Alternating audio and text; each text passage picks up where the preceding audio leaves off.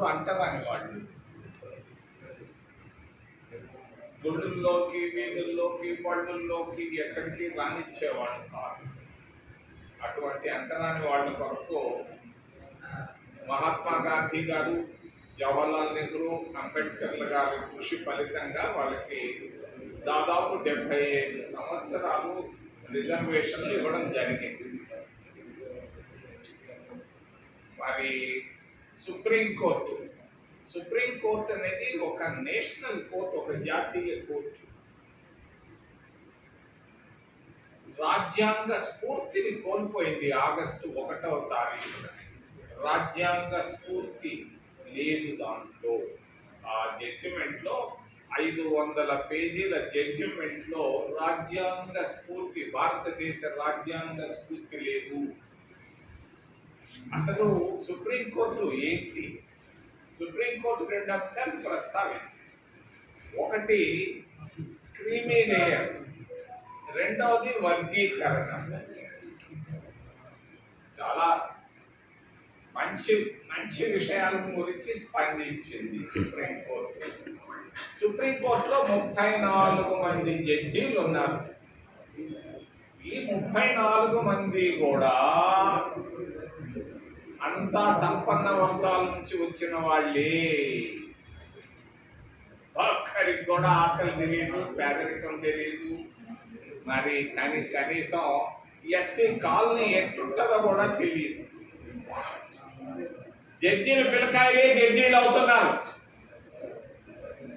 పేదవాళ్ళు ఎవడు కావటం లేదు. గుడిసెలో నుంచి ఇప్పటిదాకా ఎవరో ఒక ఆయన అయ్యాడు కేరళ నుంచి. గుడిసెలో నుంచి వచ్చిన వాళ్ళు జడ్జీలు కావటం లేదు సుప్రీంకోర్టులో కానీ, హైకోర్టులో కానీ, మిగిలిన కోర్టులలో. మరి రెండవది వాళ్ళు ప్రస్తావించారు వర్గీకరణ అని. ABCD అన్నారు. మరి సుప్రీంకోర్టులో వర్గీకరణ ఉందా అని నేను అడుగుతున్నా. సుప్రీంకోర్టులో 34 మంది జడ్జీలు ఉన్నారు. ఈ 34 మంది జడ్జీల్లో 20 మంది ఒకే ఒక వర్గానికి సంబంధించిన వాళ్ళు. అది మళ్ళా చెప్తాను. ఓబీసీలు దేశంలో 70 కోట్ల మంది ఉన్నారు, వెనుకబడిన వర్గాలు. ఈ 70 కోట్లలో నుంచి సుప్రీంకోర్టు జడ్జీలుగా 3 ఉన్నారు. 1, 2, 3. మైనారిటీలో 25 కోట్ల మంది ఉన్నారు. ముస్లింలు కానీ, క్రైస్తవులు కానీ, సిక్కులు కానీ అందరూ. మరి 25 కోట్ల మంది ఉంటే మైనారిటీల తరఫున సుప్రీంకోర్టులో ఉండేది ఒకే ఒక జడ్జి. మరి ఇందులో వర్గీకరణ అవసరం లేదా?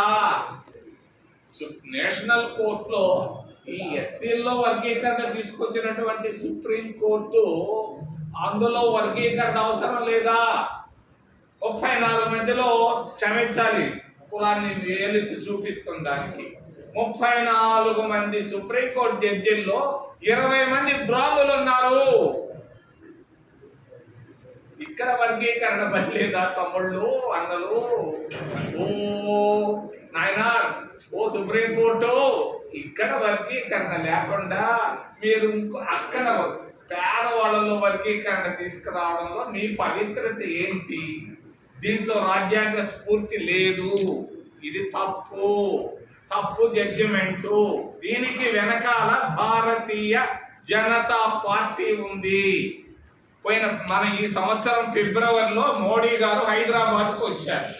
హైదరాబాద్కు వచ్చి 2 హబ్బులు 2 ముద్దులు పెట్టారు ఒక ఆయనకు. మరి ఆ రోజే నిర్ణయం అయిపోయింది.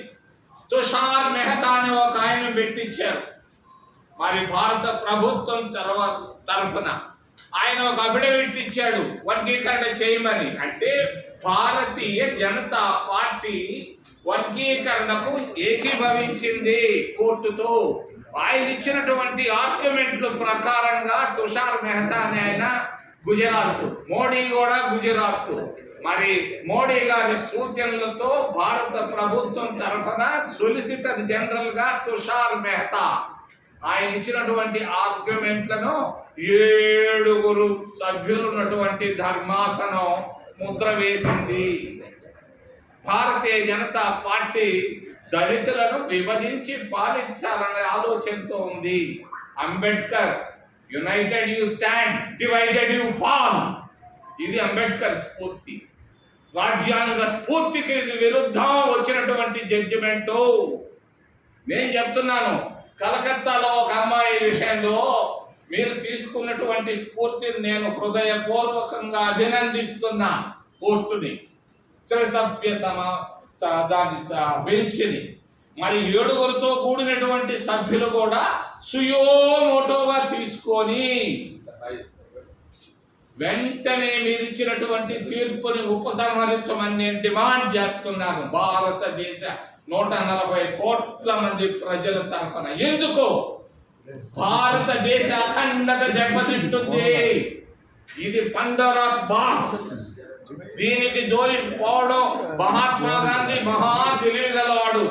ఆయన ఇచ్చినటువంటి ఆలోచన జవహర్లాల్ నెహ్రూ గారు అంబేద్కర్ రాయించారు ఈ రిజర్వేషన్లు ఎస్సీలకు ఎస్టీలకు.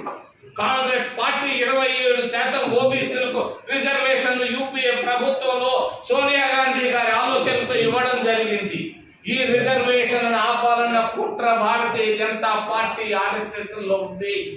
2028లో ఒక జడ్జిమెంట్ రూపంలో అన్ని రిజర్వేషన్లు, ఓబీసీ రిజర్వేషన్లు, ఎస్సీల రిజర్వేషన్లు, ఎస్టీల రిజర్వేషన్లు కొట్టేయాలన్న ఆలోచన కుట్ర జరుగుతా ఉందని మీకు తెలియజేస్తున్నాను. ఇందులో నేను 2 ప్రశ్నలు అడగదలుచుకున్నాను మోడీ గారిని, ప్రధానమంత్రి గారిని. దళితుల విభజన పైన